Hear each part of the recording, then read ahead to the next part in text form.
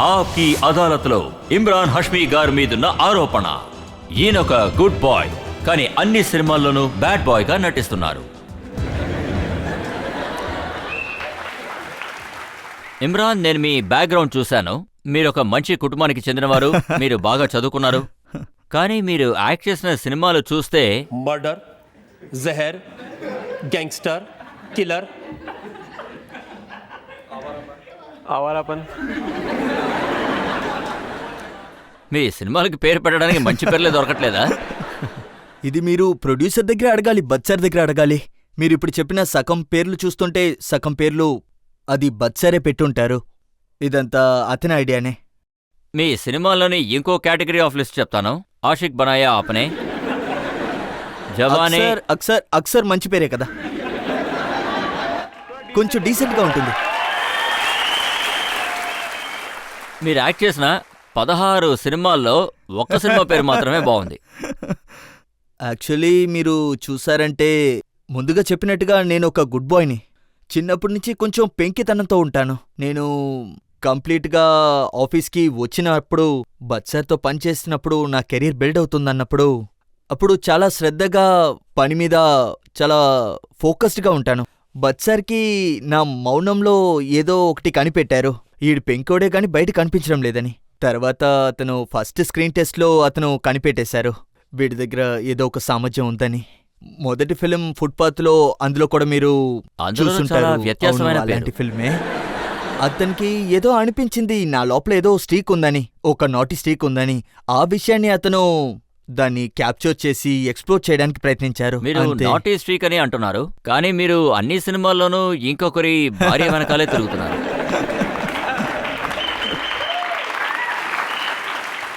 లేదా మేము చూసిన వాటిలో మీరు ఇంకొకరి జీవితంలోకి వెళ్ళిపోతారు, వేరే వాళ్ళ భార్య జీవితాల్లోకి వెళ్ళిపోతున్నారు. ఇది ఒక ఎంటర్టైనింగ్ అనే విషయమే కదా. ఐ థింక్ మొదటిసారి కమర్షియల్ ఫిల్మ్లో మీరు చూసారంటే మర్డర్ ఫిల్మ్లో వచ్చి అలాంటి ఒక సీన్స్ మేము షూట్ చేసాం. అందులో నేనే చాలా భయపడిపోయాను. షూట్ చేసేటప్పుడు అనురాగ్ బాసు మొదటిసారి ఆ ఫిల్మ్లో మల్లికాంత్లో ప్రో అయిపోయింది. ఆ మూవీలో అంతకుముందే వాళ్ళు ఫిల్మ్ యాక్ట్ చేశారు. సో ఆ భయం ఉండేది, ఆ దిగులు అనేది ఉండేది. కానీ ఏమనిపించిందంటే ఇది ఒక డిఫరెంట్ అయిన ఒక సినిమా. కమర్షియల్ దృష్టిలో ఇది మేము ఎప్పుడు చూపించలేదు అనుకున్నాం. అందువల్ల మేము ఏమనుకున్నామంటే ఈ బ్యాడ్ బాయ్ స్ట్రీక్ని ఎక్కువ ఎక్స్ప్లోర్ చేయకూడదనిపించింది. మర్డర్ తర్వాత జహర్ వచ్చింది, అది సక్సెస్ అయ్యింది. ఆ తర్వాత ఆషిక్ బనాయా, ఐ థింక్ ఇది ఒక హిట్ ఫిల్ము. ఇది బాక్స్ ఆఫీస్లో మంచిగా ఆడిందంటే ఎవరికి నచ్చకుండా ఉంటుంది చెప్పండి. సో అందువల్ల మేము ఆ విషయాన్ని ఎక్స్ప్లోర్ చేసాం. ఐమ్ షూర్ ఇక్కడ ఉన్న వాళ్ళందరికీ అలాంటి రోల్స్, అలాంటి ఫిల్మ్స్ ఇష్టం ఉంటుంది అనుకుంటా. అందువల్లే అది. అలాగే మీరు అన్నారు అలాంటి రోల్స్లో యాక్ట్ చేయడం చాలా కష్టంగా ఉందని. ఖచ్చితంగా. ఐ థింక్ అది నా సెకండ్ ఫిల్మ్ మర్డర్. అంతవరకు నేను పెద్దగా ఎక్స్పోజ్ అవ్వలేదు ఆ లైన్లో. ఫుట్పాత్ పెద్దగా ఆడలేదు బాక్స్ ఆఫీస్లో. ఐ థింక్ డెఫినెట్లీ ఒక కమర్షియల్ ఫిల్మ్స్లో ఇలాంటి ఒక సీన్ని మనం చూపించేటప్పుడు కొంచెం ఇబ్బందిగానే ఉండేది. మన ఆడియన్స్ ఇలాంటి సీన్లని యాక్సెప్ట్ చేస్తారా లేదా అని. రిలీజ్ తర్వాత తెలియొచ్చింది సినిమా ఓపెనింగే చాలా అదిరిపోయిందని. సో డెఫినెట్లీ ఆడియన్స్లో వచ్చి ఇలాంటి సినిమాల్ని చూడడానికి వాళ్ళకి ఇంట్రెస్ట్ ఉందని. అది వచ్చి కమర్షియలీ మీరు సీన్స్ అని అంటున్నారు, కానీ ప్రజలు ఏమంటున్నారంటే మీకు కిస్సింగ్ సీన్ అంటేనే ఇష్టం అంటున్నారు. ఇది నిజమేనా? లేదు, నేను ఈ సినిమాలో కిస్సింగ్ సీన్ యాడ్ చేయమని చెప్పలేదు. అదంతా డైరెక్టర్ డెసిషన్, ప్రొడ్యూసర్ డిసైడ్ చేసేది. మేం కేవలం యాక్టర్, మేము అలా చెప్పేలేము. కిస్సింగ్ సీన్ ఉంటే వెంటనే ఇమ్రాన్ హాష్మీ ఎగ్జైట్ అయిపోతాడని. ఇప్పుడు మీరు యాక్ట్ చేసిన సినిమాలన్నింటిలోనూ సబ్జెక్ట్స్ చూసారంటే మర్డర్లో అవసరం లేని ఒక రిలేషన్షిప్, జహర్ ఇంకా అక్సర్లో కూడా అలాగే. కలియుగ్లో మీరు బ్లూ ఫిలిం సీడీలు అమ్మేవాళ్ళలాగా నటించారు.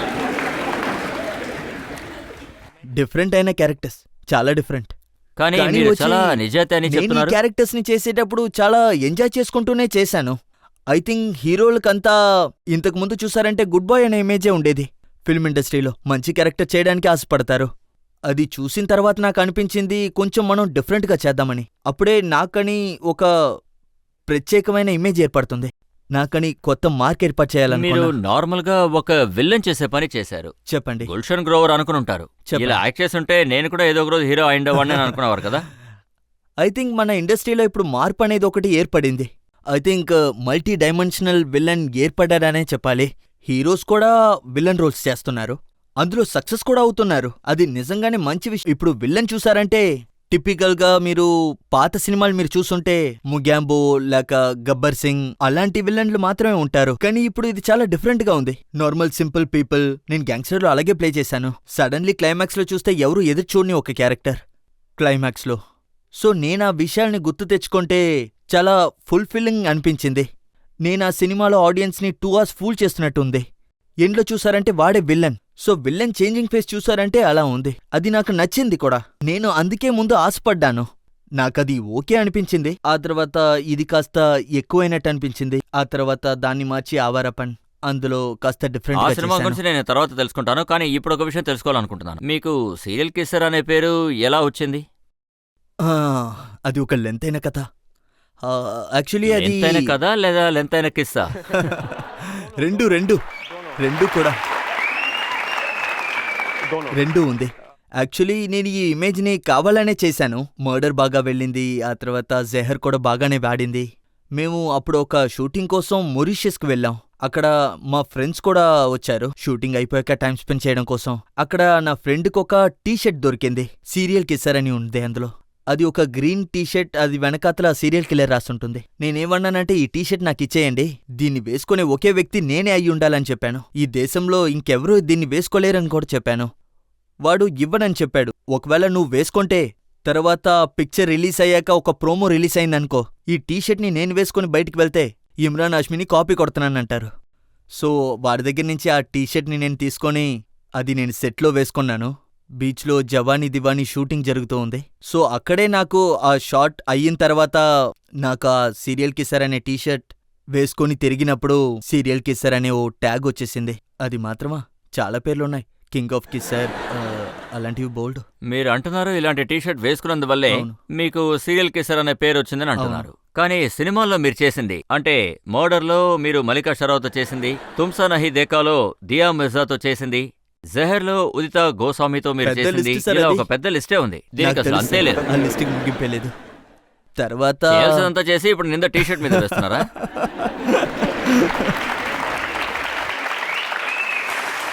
అంటే మీరు అంతా చూసారంటే మేమేం చేయలేము, అంతా డైరెక్టర్ చేతి మీద ఉంది. మీకు తెలియడం లేదు, ఈ నిందంతా నా మీద వేస్తున్నారు.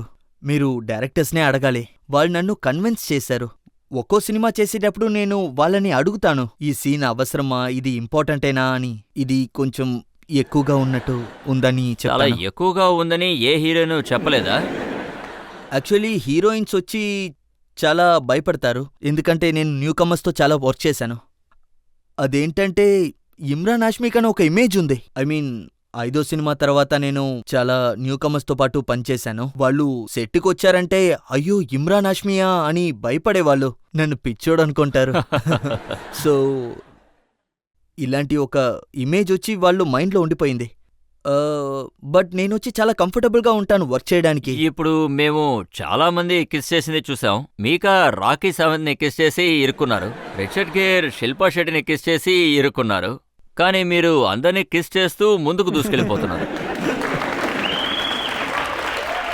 మంచి విషయమే కదా, మంచి విషయమే కదా. కిస్ చేయడానికి డబ్బులు ఇస్తున్నారంటే సో నాకు తెలిసి దీన్ని ఒక కంప్లైంట్ కింద ఎవరూ చెప్పరనే నాకు అనిపిస్తుంది. I don't think so.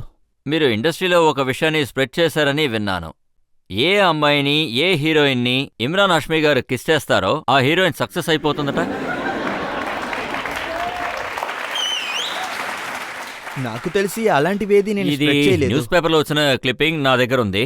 June 15, 2007 Imran గారి ముద్దుల వర్షం.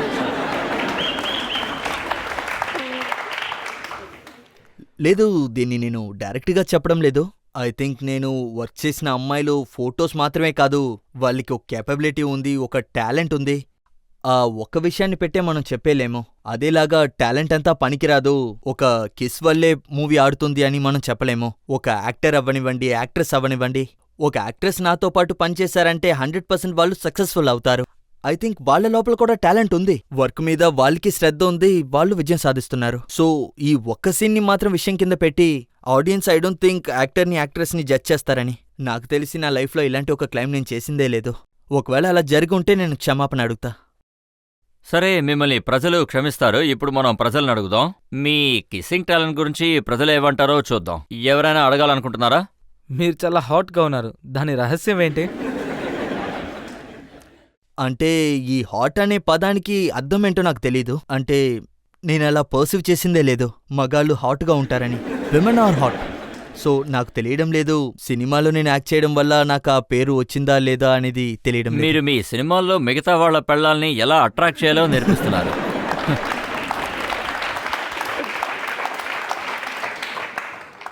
ప్రజలు చూడ్డానికి శ్రద్ధ చూపిస్తున్నారు అంటే ఖచ్చితంగా అందులో నిజాయితీ ఉంటుందనే ప్రజలకి చెప్తున్నాను. ఈ సినిమాల ద్వారానే కదా నేర్పిస్తున్నారు. లేదు, నేను నేర్పించలేదు. ప్రతి సినిమాలో కూడా చివరిలో ఒక మెసేజ్ ఉంటుంది. ఇది చాలా తప్పైనది, ఎండ్లో విలన్ కి దానికైనా శిక్ష ఖచ్చితంగా పడుతుంది. సినిమాల్లో అదంటే నేను మళ్ళీ అంటే పారిపోలేదు కదా. చీటింగ్ ఎలా చేయాలో నేర్పిస్తున్నారు. అలాగే 2 గంటల్లో మిగతా వాళ్ళ పిల్లల్ని ఎలా కవర్ చేయాలో నేర్పిస్తున్నారు. ఎలాగైతే చివరిలో పోలీసులు వస్తారో అలా మీరు మంచోడుగా మారిపోతున్నారు. ఐ థింక్ అదొక క్యారెక్టర్ తోలక రెడిమ్షన్ అనే నేను చెప్తాను. నేను చెప్పినట్టుగా ఇప్పుడు విల్లన్స్ మల్టీ డైమెన్షనల్గా అయిపోయారు. ఈ రియలిజం వచ్చి మన జీవితంలో ఏదో ఒక చోట్లో మనం ఖచ్చితంగా తప్పు చేసే ఉంటాం. అది రియలిస్టిక్గా నా సినిమాల్లో చూపిస్తున్నారు.